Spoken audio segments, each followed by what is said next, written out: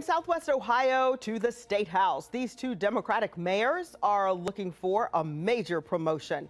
I'll talk with the newest gubernatorial candidate, Cincinnati Mayor John Cranley, and we'll hear from Dayton Mayor Nan Whaley, who's already in the race, and what she thinks of this newest competitor.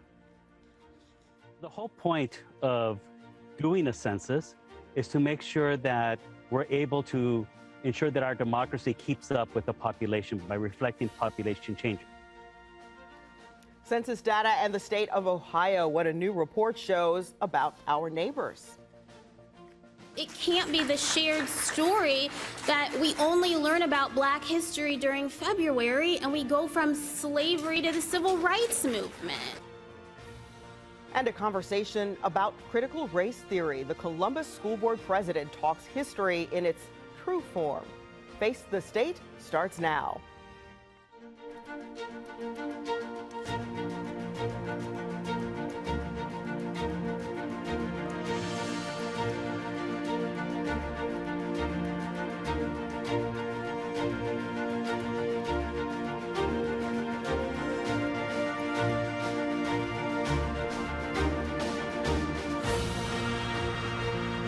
Ohio lawmakers are on summer recess, but their agenda is building for September.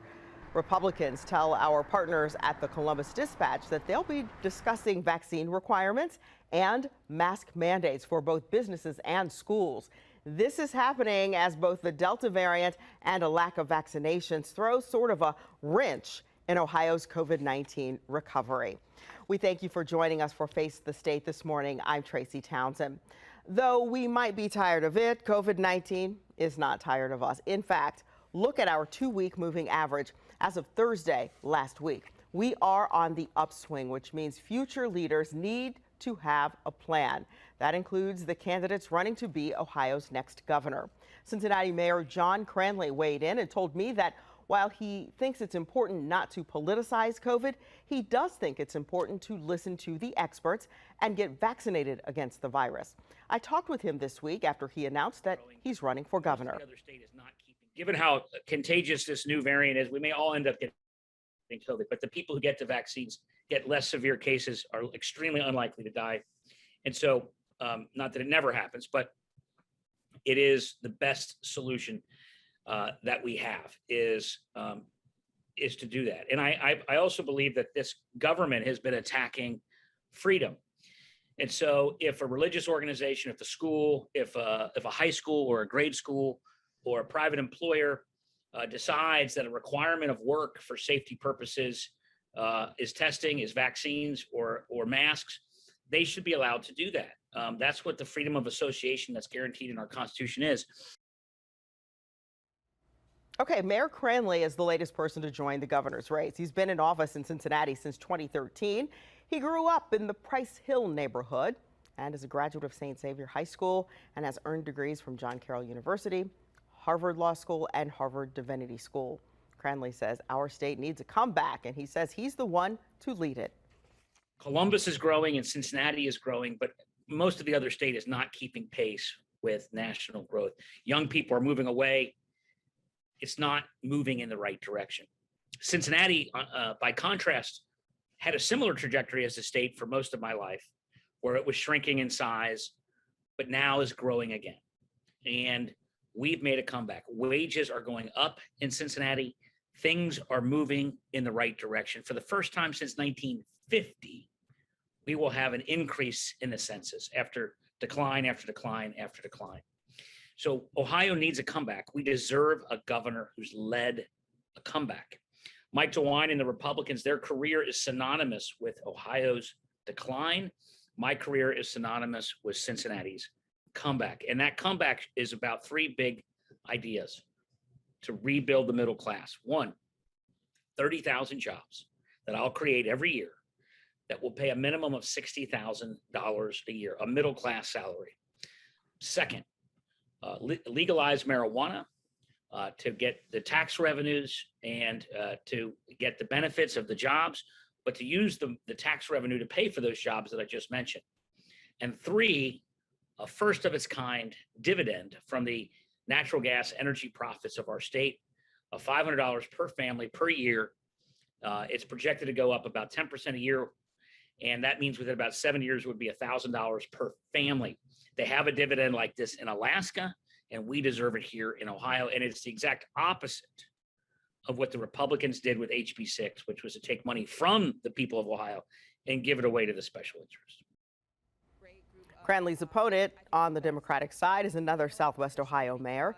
Whaley became a national figure about 2 years ago after the Dayton deadly shooting. Her calls for gun reform were heard all over the country. Whaley visited the Lincoln Cafe on Long Street here in Columbus earlier in the week. She was asked about her new opponent. I have a lot of respect for Mayor Cranley. We've worked together on many issues, but we are different. As I mentioned, I come from a very working class, middle class background, and, do not come and still, in a very working class neighborhood and very middle class, not a millionaire.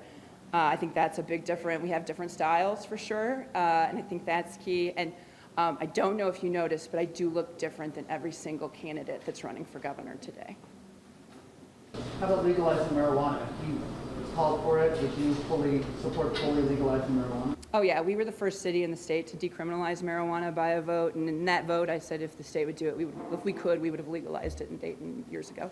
Like what we've done in Dayton is we follow CDC guidelines, right? So this is pretty simple for us. We take CDC guidelines, we listen to public health says here's where we go, and we move forward. I think it takes a lot of the consternation out of what to do or what not to do. I'm a chemistry degree major in undergrad. I trust science and, believe doctors. And so I think that's really, really key. It gets too political too fast at the State House, and Governor DeWine's just unwilling to bend to the extremists in his party. And we're going to see that more and more as we get closer to this primary election. Sunlight is the best disinfectant. Mayor Whaley also talked about her push for better jobs. Under my administration, I will instruct Jobs Ohio to only invest in businesses that pay a fair wage and treat workers with respect. Early in my term, I will convene a Reinvent Ohio initiative to support Ohio's entrepreneurs. We will bring together banks, investors, community leaders, and entrepreneurs to help guide public investment in small businesses that are critical to the state's economic future. The ingenuity of Ohio's entrepreneurs and communities can drive our prosperity, but in a way that leaves no one behind. And Whaley says high-paying jobs of today don't look like the high-paying jobs of the past. She says it's vital for Ohio to take concrete steps to make sure the state is a national leader in renewable energy jobs. As the Democrats go head-to-head, Governor Mike DeWine faces several challengers on the Republican side. DeWine argues he's been transparent with the state during the pandemic, and he says he plans to continue that leadership in 2022. Central Ohio farmer and business owner Joe Blystone is hoping to upset the incumbent governor. Blystone says it's time to pull back decades of bad policies. And former U.S. Congressman and former U.S. Senate candidate Jim Renacci says the governor acted as a dictator and plans to push DeWine out of office. We talked with Renacci earlier this summer. You can watch that interview and hear what DeWine had to say about the challenge at 10tv.com/facethestate.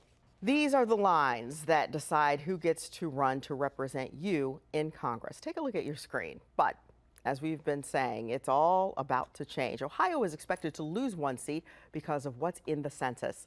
Lawmakers are meeting to figure out how the new lines will look.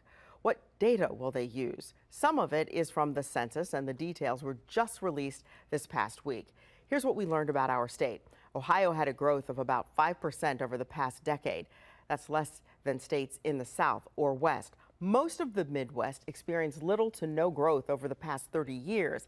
And as we mentioned, Ohio is expected to lose a congressional seat, but we knew about that in April. The governor created a commission to redraw the boundaries, which is expected to happen over the next few weeks. Columbus is one of only 14 cities in the United States to grow by 100,000 people or more over the past decade. Franklin County grew by 13.8%, or 160,000 people.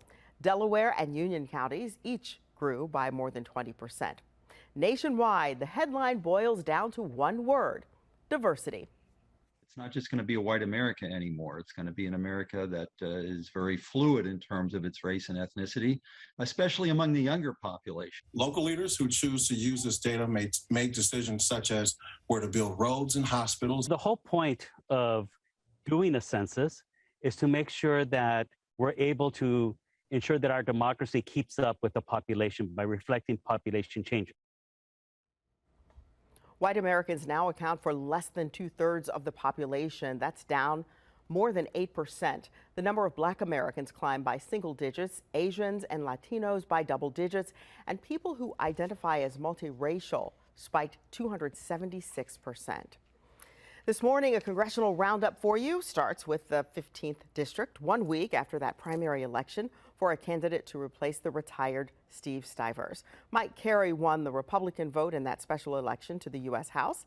He was the only candidate to have the endorsement of former President Donald Trump, and he is professional president and chairman of the Ohio Coal Association. Two-term state rep Allison Russo won the Democratic primary election and is now working to move from representing Ohio's 24th House District to the U.S. House on Capitol Hill.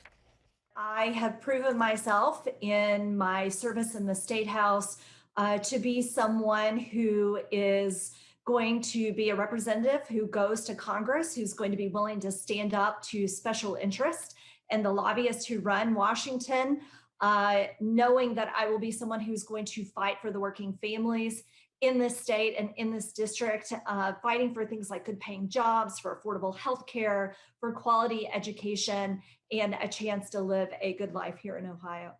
I'm going to go to Capitol Hill and I'll hit the ground running.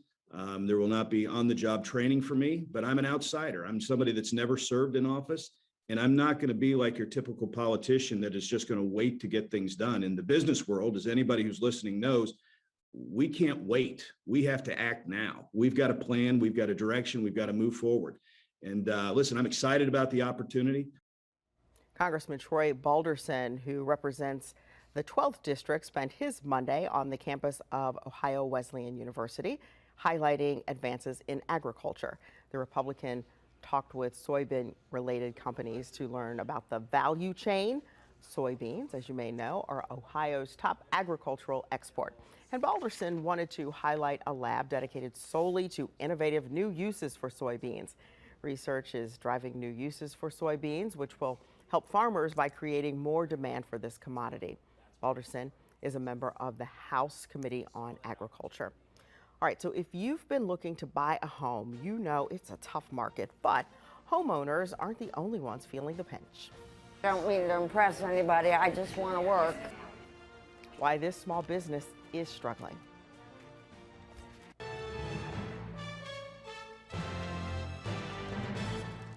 It's a challenging market for home buyers and sellers. Prices and demand are high for small business owners. Finding space is also competitive. 10 TV's Lindsay Mills spoke with a sandwich shop owner in Westerville who calls it a nightmare.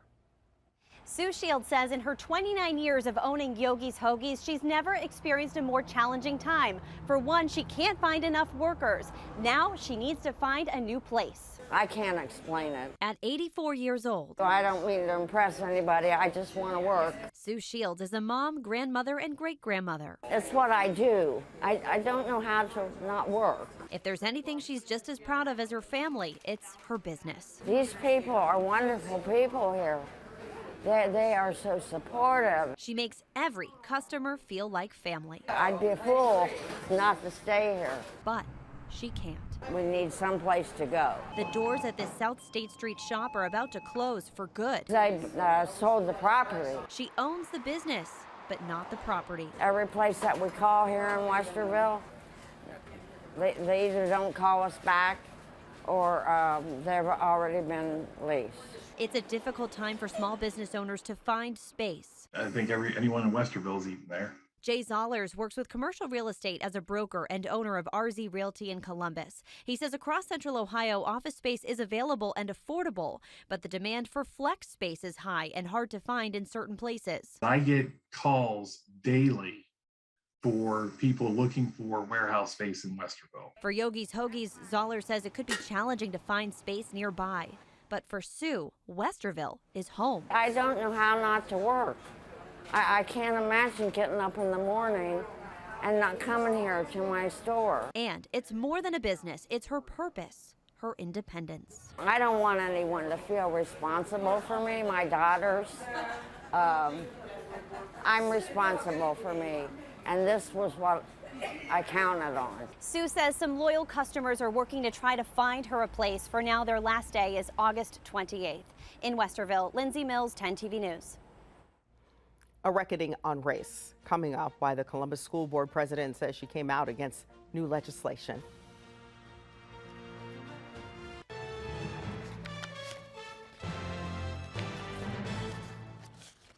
As students head back to school, critical race theory has a lot of families talking about race and history as a whole. Critical race theory has been defined in many different ways. Some call it an academic concept based on the idea that racism is more than individual bias, while others say it's a legal concept aimed at challenging the approach to racial justice. Here in Ohio, Republican lawmakers introduced legislation that would ban it.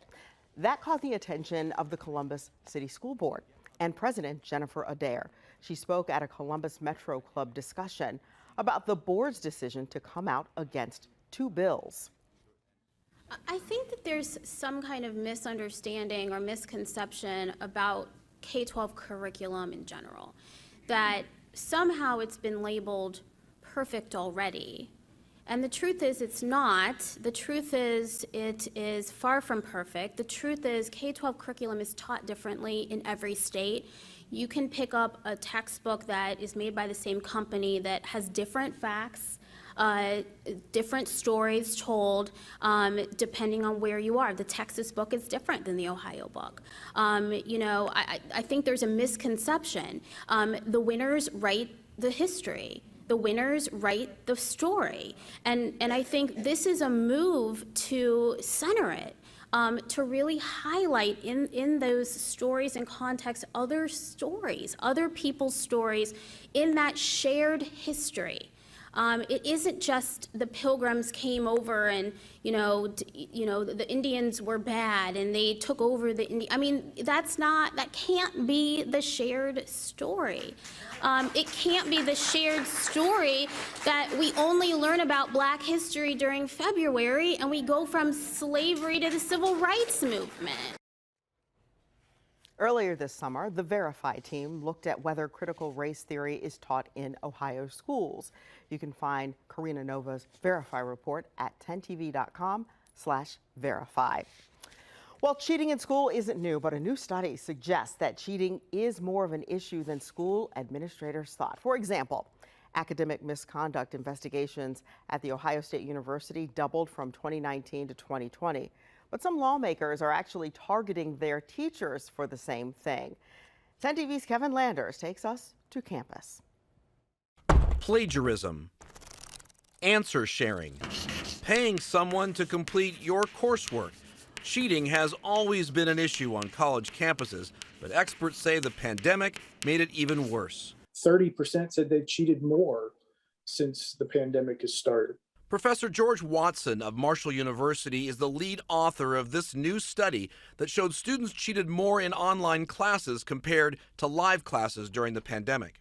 In our survey, less than 2% said they were ever caught cheating in any way. On the campus of Ohio State, I feel like most of my professors purposefully made the exam so that it was hard to cheat. Cheating investigations doubled from 2019 to 2020. Students were stressed, saw an opportunity, and ended up committing academic misconduct. According to Ohio State's Committee on Academic Misconduct, 43% of cases involve violation of course rules, followed by plagiarism, sharing information, and copying work of another. It was definitely a lot easier to do that kind of stuff this past year. Most of the cheating OSU found happened in lower level coursework. Why? We have incoming freshmen that are not used to an academic, the college level rigor of college level academics. At Ohio State, the most cheating happened in math, chemistry, biochemistry, computer science, and statistics, which happen to be the courses most students take. No, I was not surprised by it because I've been living it. So was Megan Lobert, Assistant Language Program Director at Ohio State. We've had cases where you're sitting there watching the recording of the student and you see like their roommate leaning in the screen and they're pointing and you see the person like going like that. And so some cases it's that blatant. Tricia Bertram Gallant is the Director of Academic Integrity at the University of California, San Diego. Her research reveals college professors found a way to address cheating by teaching differently. Students knowing that there was going to be an oral assessment check made them calm down about the cheating problem, and then they were less likely to cheat. And they also felt like the faculty cared more about their learning. Students aren't the only ones who cheat, so do teachers, and state records show it's only a small percentage. In the past, teachers in K through 12 caught cheating could face suspension, but under a new state budget, the Ohio Department of Education can now revoke a teacher's license. From 2018 to 2020, the Ohio Department of Education says it investigated just 20 cases of K through 12 teachers accused of academic misconduct, which includes changing a student's grade. It is a tiny problem, and I wish legislators would spend their time focused more on the needs of students than punishing teachers. While cheating in schools is nothing new, it's the societal impact that everyone should be concerned about. People like doctors and engineers, you don't want those people to be cheating their way through school. Kevin Landers, 10 TV News. What's driving kids to cheat? Those who study cheating say most cheating happens in subjects students aren't interested in, like courses they're forced to take to satisfy a major requirement like a foreign language. They say cheating often happens in courses where there are high stakes at getting good grades, like getting into the School of Engineering, medical, and law schools. Sports teams like the Cleveland Indians and Washington Redskins have been changing their names. Now, Ohio lawmakers want to do the same in your schools. Representatives Adam Miller and Jessica Miranda are pushing Ohio schools to stop using Native American mascots. The resolution encourages the state school board and Native American groups to make what they consider a necessary change. On the heels of the Cleveland Guardians name change, we're calling for an end to the hurtful and derogatory stereotypes too often used in our state today. I think, the time is best now more than ever to really tackle this issue here in Ohio. About 80 schools in Ohio have Native American nicknames or mascots. Now they say it's time to work together and make Native American mascots a thing of the past. They expect the resolution to move through the legislative process as early as September. We did reach out to Republican Ohio House Speaker Bob Cupp to get some comments about this resolution. As of Friday, we did not hear back. Although the pandemic caused many summer camps to go virtual, that did not stop these young ladies you're about to meet. They got to learn a new lesson or two before the school year begins. This girl group, Black Girl Rising, wrapped up their virtual summer camp this week. The main focus this year, body image, mental health, and conflict resolution. The goal is for the girls to live authentically. Don't let bad things bring you down for the day. Just always make sure that you do something, take care of yourself, self-care, things of that nature. Always do something to replenish your good energy. And next month, they will hold focus groups for girls and boys. Remember, as your students head back to class, 10 TV is there along the way. We'd love to be a part of your morning routine. I'll see you dark and early for Wake Up C-Bus. It's a great time. We're on the air from 4:25 to 7 in the morning. We'll get you up to speed on your latest local news, weather, and traffic. In the meantime, thank you so much for joining us here today. We'll see you back here next Sunday for Face the State. Have a great day.